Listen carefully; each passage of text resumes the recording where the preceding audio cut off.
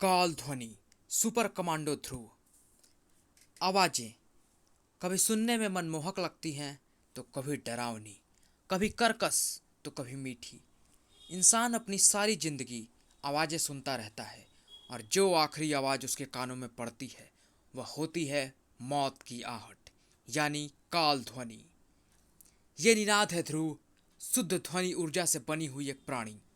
अब ये अपने शिकार की तरह पहले तेरी सारी हड्डियां तोड़ेगी और फिर इसकी मदद से मैं तोड़ूंगा पूरा राजनगर। ये मेरा बदला भी होगा और मेरे हथियार काल ध्वनि की टेस्टिंग भी। और उसके बाद सारी दुनिया ध्वनिराज के आगे घुटने टेकेगी। अफसोस रहेगा तो सिर्फ ये कि घुटने टेकने के लिए तू जिंदा नहीं बचेगा। राजनगर की सीमा पर स्थित एक गुप्त लैब में हमारी 2 साल की मेहनत सफल हुई कमांडर नताशा। हम वाइब्रेनियम बनाने में सफल हो गए हैं। वाइब्रेनियम यानी वह बेमिसाल मेटल जो ध्वनि ऊर्जा का प्रयोग हथियार की तरह कर सकती है। यह ध्वनि ऊर्जा को सोख भी सकती है और उसको घातक बनाकर छोड़ भी सकती है। हमें मालूम था कि तुम हमको निराश नहीं करोगे डॉक्टर चिंग, लेकिन वाइब्रेनियम को सोखने के लिए इतनी तीव्र साउंड एनर्जी मिलेगी कहाँ से? आपके सवाल का जवाब इधर है मैडम। यह साउंड एनर्जी कन्वर्टर है। यह किसी भी पदार्थ यानी मैटर को ठोस ध्वनि तरंगों में बदल सकता है। ग्रेट! और उन ध्वनि तरंगों का इस्तेमाल वाइब्रेनियम नामक हथियार में भरने वाली गोली की तरह किया जा सकता है। कमाल है, यानी हमारा प्रोजेक्ट पूरा हो गया है। अब मुझे इंटरनेशनल टेररिस्ट मार्केट में यह खबर भेज देनी चाहिए और नीलामी की तारीख भी तय कर लेनी चाहिए। इसी वक्त लैब के एक दूसरे हिस्से में मैडम ने यह मैसेज भेजा है, इसको तुरंत पूरी लैब में ब्रॉडकास्ट करो, अर्जेंट। कैसेट पर कैसेट पर तो मैसेज पहले कभी नहीं आया। क्या है इस मैसेज? अरे तुम तो हमारे आदमी नहीं हो। कौन हो तुम? तुम्हारी मौत का फरिश्ता पिट। अब ये कैसेट मुझे खुद ही चलानी पड़ेगी। और फिर थोड़ी ही देर बाद लैब के हर कोने में संगीत लहरी गूंजने लगी। म्यूजिक? मैडम ने तो म्यूजिक चलाने पर सख्त पाबंदी लगा रखी है। तुझे क्या तकलीफ है? तुझे म्यूजिक सुनने से मतलब है या कैसेट गिनने से? पूरी लैब में यही नज़ारा था। संगीत की मदहोश तरंगे सभी को तुरंत सुला दे रही थी। ये म्यूजिक किसने बजाया? कौन है ये गुस्ताख? डॉक्टर चिंग! अजीब सी संगीत है, सुनते ही मुझ पर नींद हावी हो रही है। कुछ गड़बड़ है। सभी अपने अपने कान तुरंत बंद करो, तुरंत! और पोजीशन ले लो, हम पर हमला होने वाला है। तर तर तर तर तर। गोलियों की गरज ने संगीत सम्मोहन को हल्का कर दिया और रोबो गैंग के आदमियों की सुस्ती कुछ हद तक दूर हो गई। घमासान युद्ध छिड़ गया, लेकिन तरोताजा हमलावर सुस्त रोबो गैंग पर हावी हो रहे थे।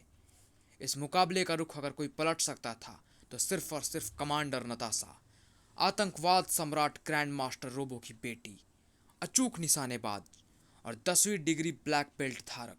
ठाक ठाक! हर वार में हड्डियों को कई टुकड़ों में तोड़ डालने की शक्ति भरी हुई थी। हमलावरों की संख्या तेजी से कम हो रही थी। या! लेकिन लड़ाई का यह बदला हुआ रुख एक बार फिर पलटने वाला था। मुझे मालूम था मेरे छुछुंदर चूहों से तो लड़ लेंगे, लेकिन बिल्ली से नहीं जीत पाएंगे। इसीलिए बिल्ली से निपटने शेर आ गया है। आ गया है ध्वनिराज अपने सोनिक कैनन के साथ। ध्वनिराज? इसके बारे में ध्रुव ने मुझे एक बार बताया था। यह अपने अपराध ध्वनि की मदद से करता है। वह यहाँ पर जरूर वाइब्रेनियम लेने आया होगा, लेकिन इसको हमारे अत्यंत गुप्त प्रोजेक्ट की खबर में कैसे मिली? अब इसके पास न तो जान रहेगी और न ही रहेगा इसके वैज्ञानिकों द्वारा बनाया गया वंडर मेटल वाइब्रेनियम। शीघ्र ही नताशा चारों तरफ से घिर चुकी थी। न तो भागने का रास्ता बचा था और न ही जान बचाने का कोई उपाय। सोनिक कैनन का एक हल्का सा ही धमाका उसकी हड्डियों को चूर चूर कर सकता था, लेकिन ऐसा हुआ नहीं। कौन कौन है जिसने शेर ध्वनिराज के जबड़ों से उसका शिकार छीनने की हिम्मत की है? शेर की नकल करने से अगर कोई शेर बन जाता तो हर गिदड़ शेर बना घूम रहा होता। सुपर कमांडो ध्रुव, तू मेरा पीछा करना कब छोड़ेगा?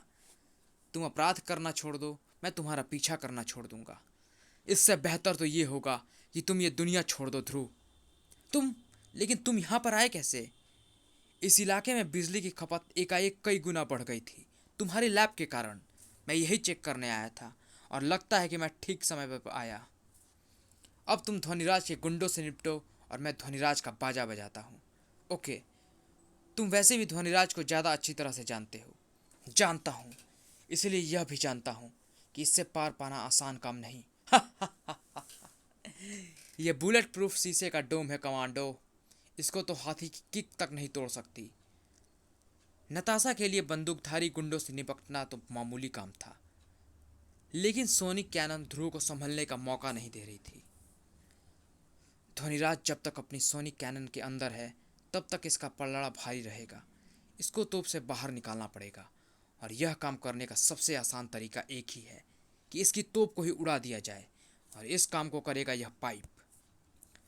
इस पाइप से क्या छोड़ेगा ध्रुव, पानी या हवा, या फिर खुद चूहे की तरह पाइप में घुसकर बचने की कोशिश करेगा?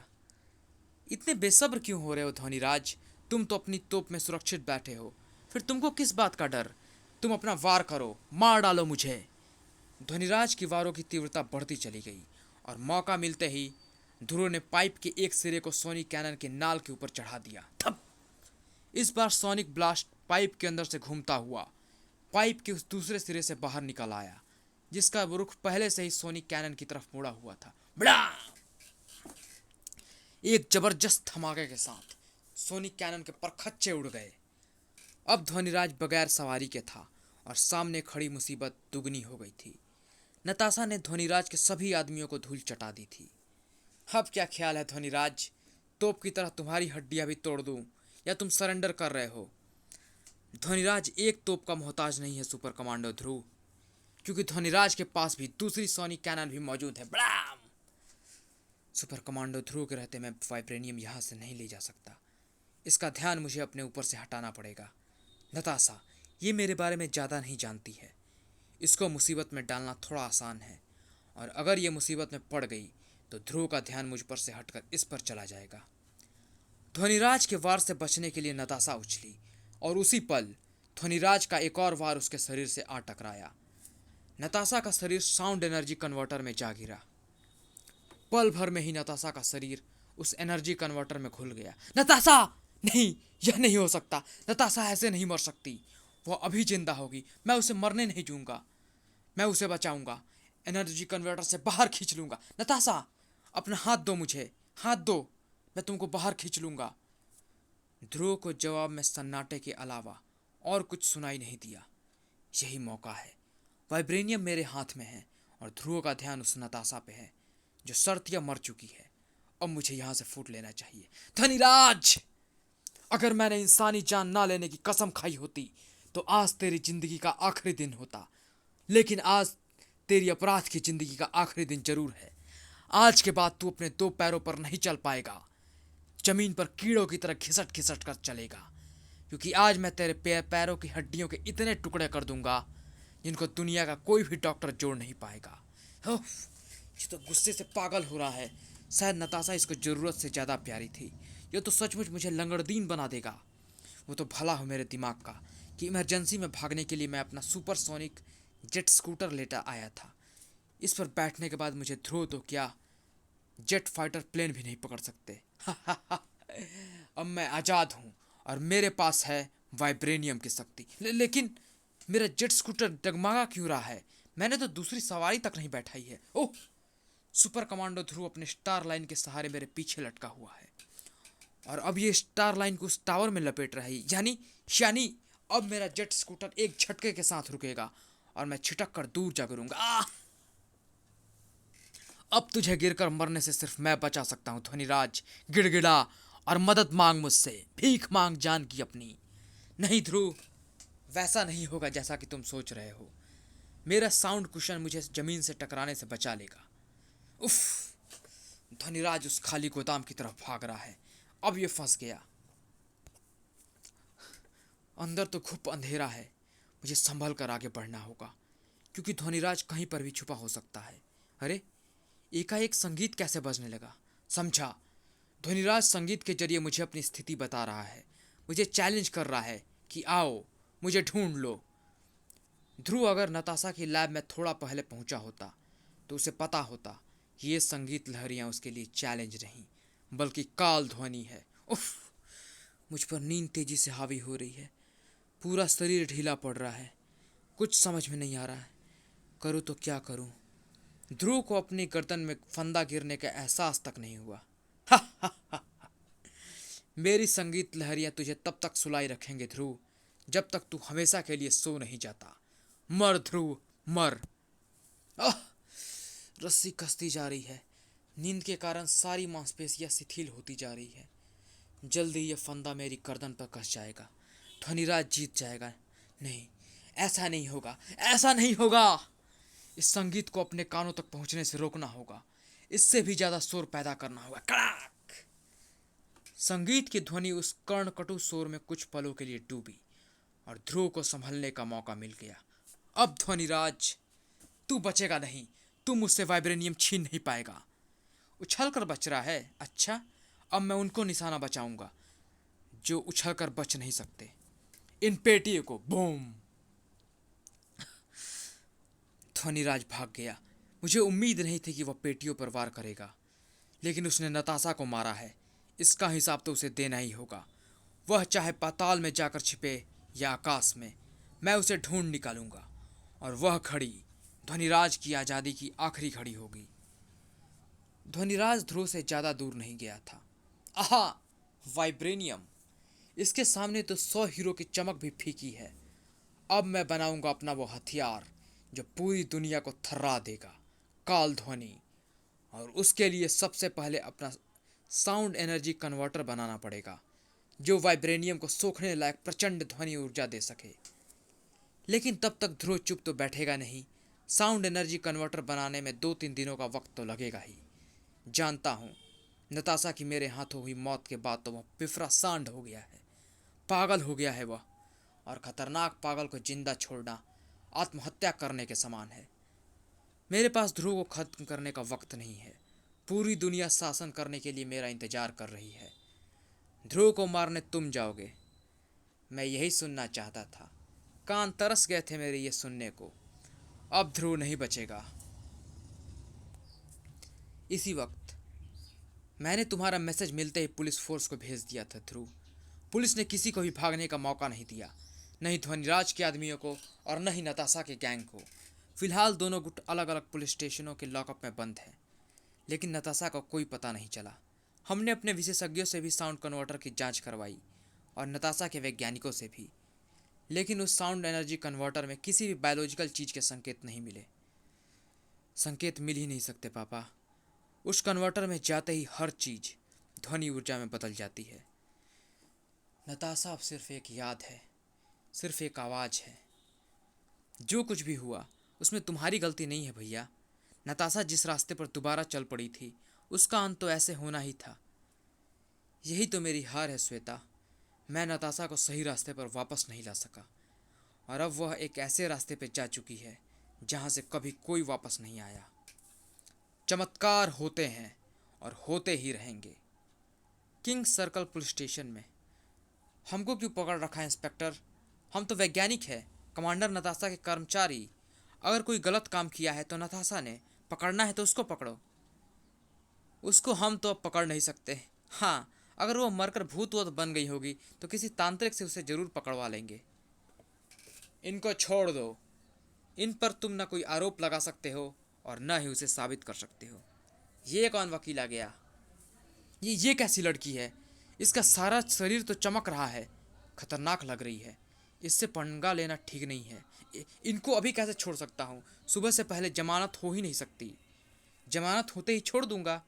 ठीक है, लेकिन मुझे इनसे कुछ पूछताछ करनी है, वो भी अभी। अरे ये तो लॉकअप की तरफ बढ़ रही है, इसे रोको, वरना कमिश्नर साहब हमारी चमड़ी उधेड़ देंगे। पुलिस वालों की शारीरिक शक्ति नाकामयाब रही तो मजबूरन उनको बंदूकों का मुंह खोलना पड़ा। ढिचकियाँ, धाय धाय। लेकिन उस चमकते शरीर से टकराते ही गोलियां चूर चूर हो गई। मुझ पर गोलियां बर्बाद मत करो। ये हाड़ मांस का शरीर नहीं है, ये ठोस ध्वनि ऊर्जा का बना शरीर है। मैं इंसान नहीं, एक प्रचंड आवाज हूँ, निनाद हूँ मैं। ऊर्जा को तुम नष्ट नहीं कर सकते, लेकिन ऊर्जा तुमको नष्ट कर सकती है। बेहोश होते होते भी थाना इंचार्ज ने उस अलार्म बटन को दबा दिया जो खतरे के संकेतों को सीधा पुलिस हेडक्वार्टर्स तक भेजता था। निनाद को किसी खतरे का डर नहीं था। लॉकअप खुला और गैंग के सदस्य एक एक करके बाहर निकलने लगे। निनाद ने उनकी तरफ देखा तक नहीं। उसको सिर्फ एक शख्स से मतलब था। ध्वनिराज कहाँ मिलेगा? ध्वनिराज? मैं क्या जानूं ध्वनिराज कहाँ मिलेगा? और तुमको ध्वनिराज से क्या मतलब है? तूने ही ध्वनिराज को लैब में बुलाया था ना? उसे वाइब्रेनियम बन जाने की खबर तूने ही दी थी ना? और रही मेरे मतलब की बात तो सुन, अगर तू कुत्ता होता तो मुझे तुरंत पहचान जाता, लेकिन तू गद्दार है, कुत्ते से भी गया गुजरा, इसीलिए अपने मालकिन को पहचान नहीं पा रहा है। मैडम, मैडम नताशा, अब मैं निनाद हूँ। तेरी गद्दारी की मेहरबानी से यहाँ आने से पहले मैंने अपने हर आदमी की पर्सनल फाइल चेक की थी। उससे पता चला कि तू प्रोफेसर काले के साथ पहले भी काम कर चुका है। प्रोफेसर काले यानी ध्वनिराज। इस संबंध में विस्तार से जानने के लिए पढ़े आवाज की तबाही। मुझे मुझे माफ कर दीजिए मैडम। ध्वनिराज का अड्डा काली पहाड़ी की चोटी पर है। जा, मैंने तुझे माफ किया। अगर तुझे सजा देनी होती तो तेरी सारी हड्डियां तोड़कर तुझे मौत नहीं देती, सिर्फ तेरी आंखें फोड़कर और हाथ तोड़कर जिंदगी भर तड़पने के लिए छोड़ देती। इसी वक्त व्हाट? किंग सर्कल की पुलिस चौकी पर हमला? ओह गॉड, मैं अभी वहां पहुंचता हूं। क्या हुआ पापा? किंग सर्कल की पुलिस चौकी पर किसी लड़की ने हमला कर कैदियों को छुड़ा लिया है। अपने आप को निनाद बता रही थी, शुद्ध ध्वनि ऊर्जा की बनी एक प्राणी। यह जरूर ध्वनिराज का काम होगा। यह निनाद भी उसी की इजाद होगी। मैं उसको अगर ढूंढ सकूं तो ध्वनिराज तक भी पहुंच सकता हूं। ध्रुव निनाद को ढूंढ रहा था, लेकिन ध्रुव को कोई और ढूंढ रहा था। धड़ाक! मर ध्रुव, मर। आह! यह क्या था? वो तो शुक्र है कि मेरी स्टारलाइन ब्रेसलेट में अटकी रह गई, वरना घूमते सर के साथ जमीन से जा टकराता। खैर, इस बार मैं इस दैत्य के लिए तैयार हूं। तू सोनिक बैट से नहीं बच सकता ध्रुव। उफ, इसकी गति तो बहुत तेज है। पता ही न लगा कि ये कब मुझ तक पहुंच गया। इस बार मैं इसके लिए तैयार रहूंगा। अब मुझे इसकी गति का अंदाजा हो गया है। लेकिन इस बार सोनिक बैट ने अपना वार करने का तरीका बदल दिया। आह! Sonic boom! मेरी शक्तियों के सामने बड़े बड़ों के होश उड़ जाते हैं। अब इसकी गर्दन को धड़ से उखाड़कर अलग कर दूंगा। लेकिन ध्रुव को बेहोश करने के लिए तेरा वार पर्याप्त नहीं था सोनिक बैट। मैं बेहोश होने का नाटक इसलिए कर रहा था ताकि थोड़ी देर के लिए तुझे स्थिर कर सकूं। तेरे उड़ने के दिन खत्म हुए सोनिक बैट। अब बता कि तू है कौन और मेरी जान के पीछे क्यों पड़ा है। ये बात तो मैं तुझे मारने से पहले ही बचा दे देता। सीधी सी बात है, मेरे मालिक ध्वनिराज को तेरी जान चाहिए और ये सौभाग्य मुझे प्राप्त हुआ है। मेरे उड़ने के दिन नहीं, तेरी जिंदगी के दिन खत्म हो गए ध्रुव। मर ध्रुव, मर। ध्वनिराज एक साथ अपने दो आदमियों को भेजने की गलती कभी नहीं करेगा। अगर इसे ध्वनिराज ने भेजा है तो फिर वह लड़की निनाद कौन है? ध्रुव के हाथ सोनिक बैट के पंखों पर कस गए। कड़ाक! हड्डी टूटी और दोनों ही जमीन पर आ गिरे। आहा, क्या ताकत है सोनिक बैट में। लगभग 100 फीट की ऊंचाई से गिरने के बावजूद भी यह उठकर खड़ा हो रहा है। वाह, यह ध्रुव को जरूर खत्म कर देगा। मैंने इसके पंख की हड्डी को तोड़कर इसके तेज गति से उड़ सकने वाली शक्ति को तो खत्म कर दिया है, लेकिन इसकी शारीरिक शक्ति भी बेमिसाल है। मुझे इससे बचकर रहना होगा, वरना एक के बाद एक दूसरा वार मेरा शरीर सहन नहीं कर पाएगा। स्लाक! ये तो जितना तेज उड़ता है उतना ही तेज दौड़ता भी है। दिमाग अंधेरे में डूब रहा है। इसको रोकना होगा, रोकना ही होगा। चमगादड़ लगभग अंधे होते हैं और तेज रोशनी सहने के आदी नहीं होते। इसमें भी वही कमजोरी है। सिग्नल फ्लेयर की तेज रोशनी से इसको तकलीफ पहुंच रही है। यही मौका है इसको काबू में करने का। ताड़! लेकिन धड़ाक! अब ये अपनी रडार सेंसेस का इस्तेमाल कर रहा है। ध्रुव एक बार फिर सोनिक बैट के शिकंजे में फंस गया। दम घुट रहा है। अब कौन सा तरीका आजमाऊं? सारे के तरीके तो आजमा चुका। ध्रुव को दिमाग लगाने की जरूरत नहीं पड़ी। ये क्या? ये तो ध्वनिवार था। ये किसने? ओह, चमकते शरीर वाली लड़की और साथ में ध्वनि ऊर्जा की शक्ति, ये तो निनाद के अलावा और कोई हो ही नहीं सकता। अब मुझे क्या इससे लड़ना पड़ेगा? सैटेलाइट कैमरे की मदद से पूरा दृश्य देख रहा ध्वनिराज भी आश्चर्यचकित था। मेरे सारे यंत्र तो यही संकेत दे रहे हैं कि यह लड़की शुद्ध ध्वनि ऊर्जा से बनी हुई है, लेकिन लेकिन ये कैसे हो सकता है? उफ, मैं दृश्य देख तो सकता हूँ, लेकिन इनकी बातें सुन नहीं सकता, वरना मुझे पता चल जाता कि यह लड़की किसकी इजाद है। तुमको मुझसे लड़ना नहीं पड़ेगा ध्रुव, क्योंकि मैं तुम्हारी दुश्मन नहीं, दोस्त हूँ। ये कद-काठी और ये चेहरा, ये चाहे बदल गए हों, लेकिन मैं फिर भी तुमको पहचान सकता हूँ। नताशा, ओह, मैं ये जानकर बहुत खुश हूँ नताशा कि तुम जिंदा हो, चाहे इस रूप में हो, लेकिन जिंदा तो हो।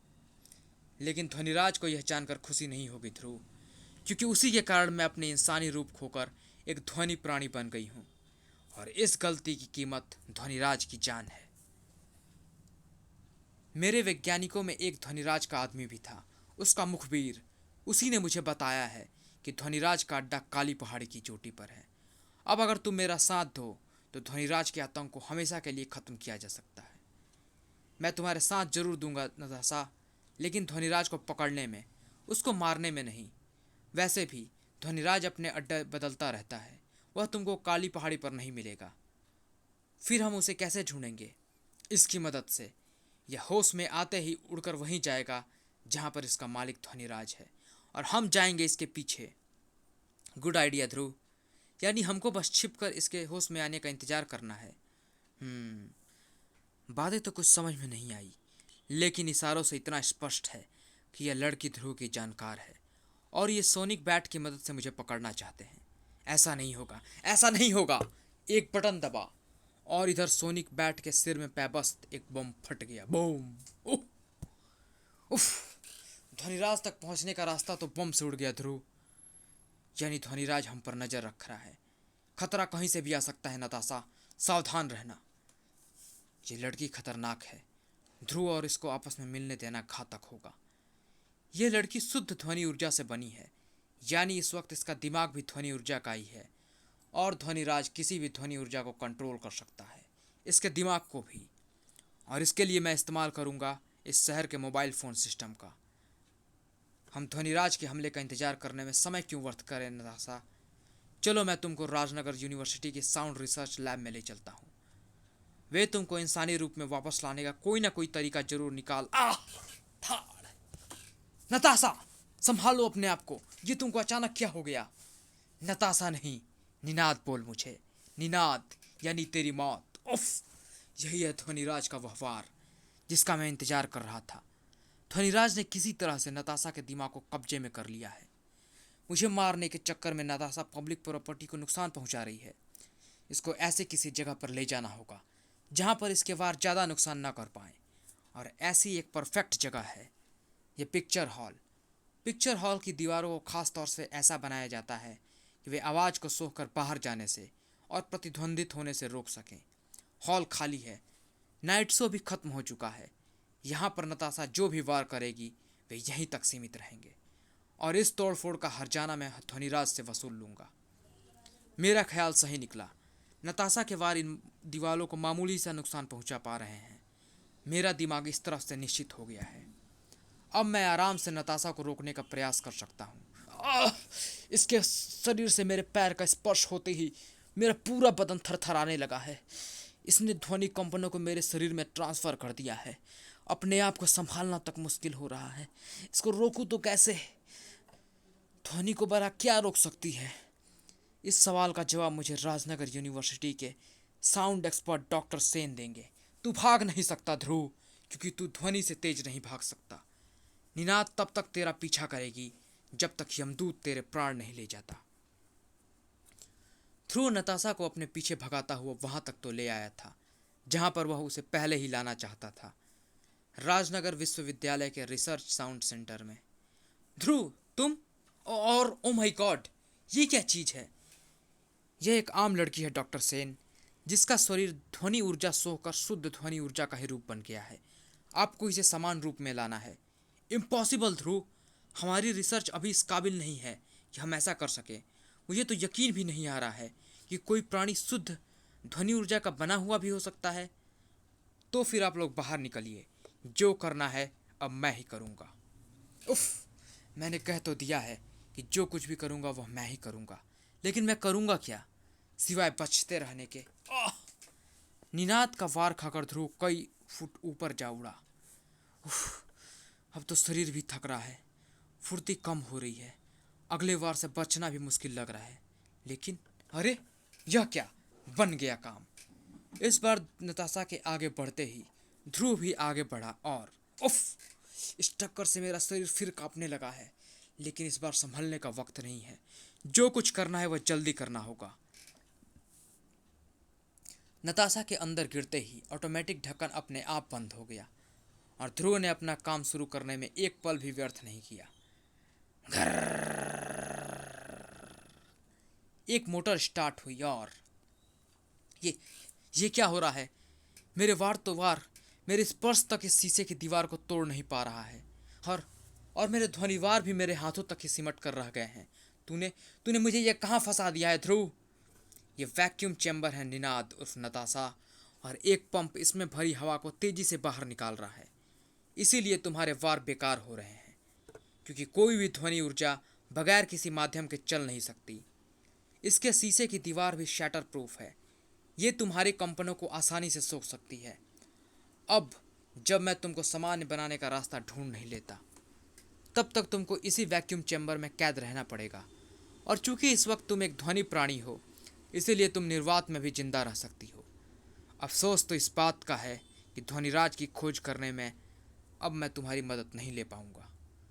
अरे, ध्रुव अकेला बाहर आ रहा है, यानी यानी इसने उस लड़की को मात दे दी। यकीन नहीं होता। अब ये मेरे पीछे पड़ जाएगा। मेरे पास साउंड कन्वर्टर बनाने का वक्त नहीं है। मुझे भीषण ध्वनि ऊर्जा प्राप्त करने का कोई दूसरा जरिया ढूंढना पड़ेगा, वह ऊर्जा जो वाइब्रेनियम सोख सके। और अब मौसम की जानकारी। पहले पश्चिम का मौसम। राजनगर में तेज तूफान के साथ गरजदार बारिश होने की आशंका है। तूफान, गरजदार तूफान, मेरा काम बन गया। लेकिन यह वाइब्रेनियम अभी अपने आप ऊर्जा सोखने लायक नहीं है। ये तो मेरी काम करेगी, लेकिन उसके लिए मुझे खुद तूफान में जाना होगा, जान पर खेलना होगा। मैं खेलूंगा, दांव पर लगेगा राजनगर और जीतूंगा मैं, ध्वनिराज। राजनगर ने ऐसा तूफान कई वर्षों बाद देखा था। कड़कती बिजलियों की लकीरें घमासान बारिश की धाराओं के साथ धरा को थर्रा रही थी और हवा के तेज थपेड़े हर उस चीज को उड़ा लिए जा रहे थे जो खुले आसमान के नीचे थी। धड़कनें रोक देने वाले इस तूफान में एक शख्स अभी भी अपने पैर जमाए हुए था। गरज और गरज, यही आवाज सुनने को तो मेरी तोप के कान तरस रहे हैं। वाइब्रेनियम को ध्वनि की शक्ति चाहिए और ऊर्जा चाहिए, बेशुमार ऊर्जा। बादलों की भीषण गरज और बिजलियों के कर्णभेदी कड़क से वाइब्रेनियम में ध्वनि ऊर्जा भरती जा रही थी और वाइब्रेनियम की चमक धीरे धीरे बढ़ती हुई आंखें चौंधिया देने वाले स्तर पर पहुंच गई थी। बन गया मेरा हथियार, काल ध्वनि, जो राजनगर वासियों के लिए मौत की आवाज बनेगा। और राजनगर की बलि लेने के बाद मैं पूरी दुनिया से फिरौती वसूलूंगा। 5.5 अरब लोगों की जान की कीमत। सारी दुनिया पर राज करेगा ध्वनिराज, सारी दुनिया पर। ऐसा तूफान 20 साल बाद आया है ध्रुव, न जाने कितनी तबाही मचा कर जाएगा। अगर कोई अपराधी ऐसा करता तो मैं उसे रोकने की कोशिश जरूर करता पापा, लेकिन भगवान को कैसे रोकूं? भगवान को कोस रहे हो? देखना, भगवान का कहर तुम्हारे ऊपर जरूर टूटेगा। कैसे टूटेगा? ऐसे, देखा? उफ, मुंह जल गया। मुझे वहम हुआ था या एक सेकंड के लिए जमीन सचमुच कांपी थी। यह भूकंप का झटका था ध्रुव, मैंने भी महसूस किया था। तभी जमीन फिर से कांप उठी।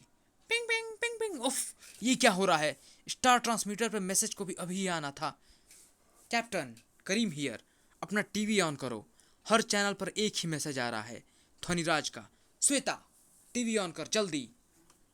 टीवी ऑन हुआ। राजनगर के भाग्यशाली वासियों, ध्वनिराज ने तुम्हारे शहर को अपने खास हथियार काल ध्वनि की टेस्टिंग के लिए चुना है। ये भूकंप जैसे झटके उसी का परिणाम है। मेरी ऐसी पहली कोशिश बेकार कर दी गई है, लेकिन इस बार ऐसा नहीं होगा, क्योंकि इस बार ध्वनिराज तुम्हारे शहर को काल ध्वनि की उन ध्वनि तरंगों की मदद से तबाह करेगा, जो पूरे शहर में भूकंप जैसे झटके ला देंगी। और इतने बड़े शहर में काल ध्वनि कहाँ छिपा हुआ है, इसका पता तुम तो क्या, सीआईडी वाले भी नहीं लगा सकते। अब राजनगर को धूल में मिलाकर मैं दुनिया के सामने अपने सबसे खतरनाक हथियार काल ध्वनि की घातक क्षमता का प्रदर्शन करूंगा। यह मेरे हथियार की टेस्टिंग भी होगी और मेरा प्रतिशोध भी। ऐसा नहीं होगा ध्वनिराज, राजनगर के धूल में मिलने से पहले मैं तुझे धूल में मिला दूंगा। मैं ध्वनिराज को ढूंढूंगा। सोचो ध्रुव, सोचो, ध्वनिराज काल ध्वनि को कहाँ छिपा सकता है? शहर को बीचों बीच में, जहाँ से ध्वनि तरंगे हर दिशा में समान रूप से फैल सके? नहीं, ऐसा करते उसको कई लोग देख लेते। फिर कहाँ? एक बात तो तय है कि काल ध्वनि को जमीन के नीचे फिट किया गया है। ध्वनिराज काल ध्वनि का दोबारा भी प्रयोग करना चाहता है, यानी काल ध्वनि को वह ऐसी जगह पर फिट करेगा जहाँ से वह उसे निकाल भी सके। अगर राजनगर मलबे का ढेर बन गया तो फिर काल ध्वनि भी उसी में दब जाएगा, यानी काल ध्वनि ऐसी जगह पे है जहाँ पर वह ज़्यादा मलबे के नीचे न दबे। राजनगर के नीचे क्या है? Sewer line, telephone pipe, yes, गुफाओं और सुरंगों का जाल, यस। राजनगर के उत्तरी भाग में स्थित पहाड़ियों में से ऐसी गुफाओं और सुरंगों का जाल निकलकर राजनगर के कुछ हिस्सों के नीचे फैला हुआ है।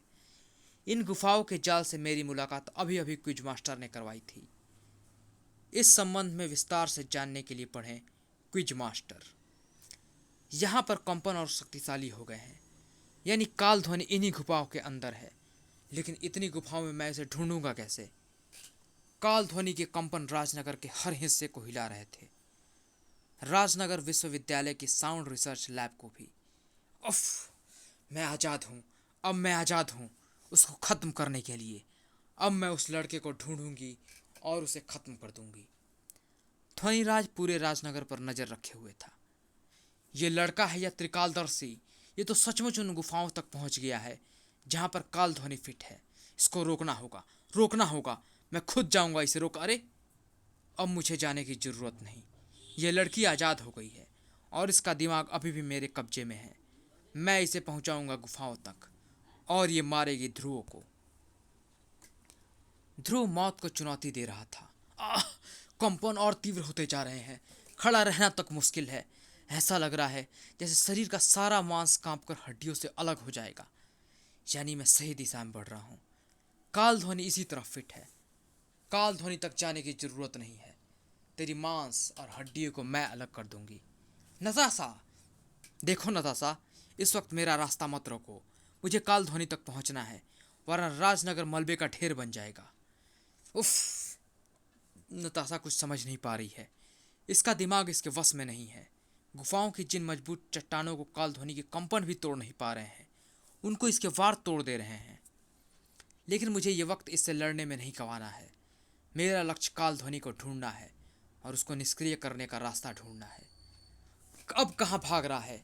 यहाँ पर तुझे बचाने के लिए कोई लैब नहीं है। ध्रुव कंपनों की बढ़ती शक्ति के सहारे काल ध्वनि तक पहुँचने का रास्ता तलाश रहा था और थोड़ी ही देर बाद मंजिल उसके सामने थी। काल ध्वनि, उफ! मैंने तो सोचा था कि वाइब्रेनियम को इसके अंदर से निकाल लूँगा तो ये निष्क्रिय हो जाएगा, लेकिन वाइब्रेनियम निकालना तो दूर या फिर दिखना तो दूर, मैं तो यहाँ पर खड़ा तक नहीं हो पा रहा हूँ। जो कंपन पूरे राजनगर की इमारतों को हिला डाल रहे हैं, उसके सामने मेरे हाड़ मांस के शरीर की भला क्या बिसात। और वह भी तब जब मैं ठीक काल ध्वनि के बगल में खड़ा हूँ। कंपनों से अपने शरीर को बचाने का एक ही रास्ता है कि मैं ज़मीन पर खड़ा होने के बजाय स्टार लाइन पर झूलता रहूं। इस तरह मुझ तक आने वाली कंपनों की तीव्रता इतनी कम हो जाएगी कि उनको मैं सह सकूं। अब मैं काल ध्वनि से निपटने का कोई रास्ता सोचा। नताशा, इसको तो मैं एक पल के लिए भूल ही गया था। दीवार पर पड़ने वाले इसके वार तो चट्टानों को चूर चूर कर रहे हैं, लेकिन काल ध्वनि पर पड़ने वाले इसके वार वाइब्रेनियम द्वारा सोख लिए जा रहे हैं। अब मुझे एक ऐसा रास्ता नजर आ रहा है जो नताशा और काल ध्वनि दोनों से एक साथ ही निपट सकता है। ये गुफाओं और सुरंगों का जाल समुद्र के किनारे स्थित है और ये गुफा समुद्र की सतह से कई मीटर नीचे है। और अगर मेरा दिशा ज्ञान सही है तो इस चट्टानी दीवार की तरफ समुंदर है। अब नताशा और निनाद के वार इस चट्टानी दीवार को तोड़ते जाएंगे और आखिरकार समुद्र तक एक सुरंग बना देंगे। ध्रुव मौत से खेल रहा था क्योंकि नताशा के वारों से बनी सुरंगों में इधर उधर हिलकर बचने की ज़्यादा जगह नहीं थी। एक छोटी सी चूक का अर्थ था दर्दनाक मौत। लेकिन निर्दोषों की जान बचाने के लिए न तो ध्रुव ने कभी अपनी जान की परवाह की थी और न ही आज कर रहा था। और जो मैदान में डटे रहते हैं मंजिल उनके कदम खुद ब खुद चूम लेती है। समुद्र और गुफा के बीच की मोटी दीवार टूटते ही पानी तेज गति से सुरंग के रास्ते से घुसता हुआ गुफा में भरने लगा। कुछ ही मिनटों में काल ध्वनि पानी के नीचे था। एक काम तो हो गया। चूंकि पानी तरल पदार्थ है इसलिए यह काल ध्वनि के कंपनों को शिथिल कर देगा और समुद्र के संपर्क में आने से ये कंपन अब समुद्र में भी फैलेंगे और अथाह पानी के अंदर जब्त होकर रह जाएंगे। अब राजनगर सुरक्षित है। अब दो काम बचे हैं, नताशा और ध्वनिराज से निपटना। नताशा को ठीक करने का तरीका तो मेरे दिमाग में है, लेकिन ध्वनिराज को मैं कैसे ढूंढूंगा? राजनगर पर नजर रख रहा ध्वनिराज एकाएक चौंक उठा। ये क्या हो गया? मेरे यंत्र बता रहे हैं कि राजनगर में फैल रहे ध्वनि तरंगों के झटके खत्म हो गए हैं। इसका तो एक ही मतलब है, सिर्फ एक, और वह ये कि ध्रुव ने किसी तरह से काल ध्वनि को बेकार कर दिया है। उस शैतान के बच्चे को तो मैं जान से मार डालूंगा, लेकिन उसके लिए मुझे यहाँ से फटाफट निकलना होगा, वरना ध्रुव का क्या भरोसा, कहीं उसने मेरा यह अड्डा भी ढूंढ निकाला तो। मैंने तुम्हारा अड्डा ढूंढ निकाला है ध्वनिराज, मर गया। ध्रुव, ये अड्डा तो गुप्त है, तू तू यहाँ तक कैसे पहुँच गया? मामूली सी बात है ध्वनिराज, राजनगर में तो तुम भूकंप के झटके खाने के लिए रहते नहीं, लेकिन काल ध्वनि फिट करने के लिए तुम्हारा राजनगर के पास रहना जरूरी था। और राजनगर के पास ऐसी जगह जहाँ पर भूकंप के झटके न पहुँच सकें। राजनगर के पास समुद्र में स्थित ऐसे छोटे छोटे द्वीप ही हो सकते थे। बस ये ख्याल आते ही मैंने कुछ समुद्री चिड़िया को छानबीन के लिए भेज दिया और उन्होंने इस द्वीप पर बने तुम्हारे अड्डे को ढूंढकर मुझ तक खबर पहुंचा दी। और मेरा काल ध्वनि, वह इस वक्त अपनी तरंगे समुद्र में कहीं फैला रहा है। लहरें उसको बहाकर पता नहीं कहाँ ले गई होंगी। मेरा काल ध्वनि बह गया, समुद्र में खो गया। इस हरकत के लिए तुझे अपनी जान देनी होगी ध्रुव। मेरे इस अड्डे में घुसने वाले हर व्यक्ति पर चारों तरफ लगी अल्ट्रासोनिक तोपें अपने आप फिक्स हो जाती हैं। इस बार उनका निशाना तुझ पर सधा है।